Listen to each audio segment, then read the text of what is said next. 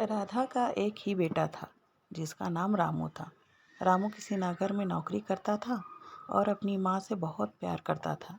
रामू हर महीने अपनी माँ के पास आता था, उसे पैसे देता था और फिर वापस शहर चला जाता था। लेकिन एक महीने रामू नहीं आया, फिर दूसरे महीने भी वह नहीं आया। राधा को बहुत चिंता हुई। उसने सोचा कि उसके पास पैसे तो हैं, लेकिन उसके बेटे का ख्याल चैन नहीं आने दे रहा था। वह रोज बेटे का इंतजार करती, लेकिन रामू नहीं आया। अंततः राधा ने फैसला किया कि वह शहर जाएगी और अपने बेटे का पता लगाएगी। राधा ने अपने सारे पैसे जमा किए और शहर के लिए निकल पड़ी।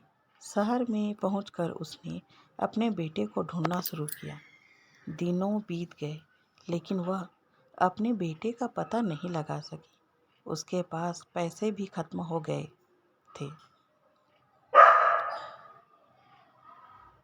राधा की चिंता बढ़ गई, लेकिन उसने हार नहीं मानी। एक दिन वह एक दुकान के सामने बैठी थी और रो रही थी।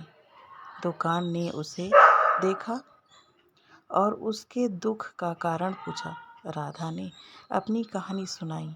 दुकानदार ने उसे अपने बेटे के बारे में बताया। रामू ने एक हादसे में अपनी जान गंवाई थी। राधा यह सुनकर टूट गई।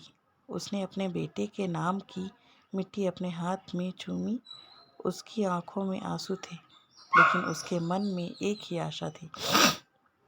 उसने अपने बेटे को खोने के दुख को स्वीकार किया और अपने गांव लौटने का फैसला किया। राधा की कहानी हमें यह सिखाती है कि जीवन में कठिनाइयाँ आएगी, लेकिन हमें हार कभी नहीं माननी चाहिए। उसकी कहानी हमें दया, सहानुभूति और प्यार की शक्ति के बारे में भी याद दिलाती है।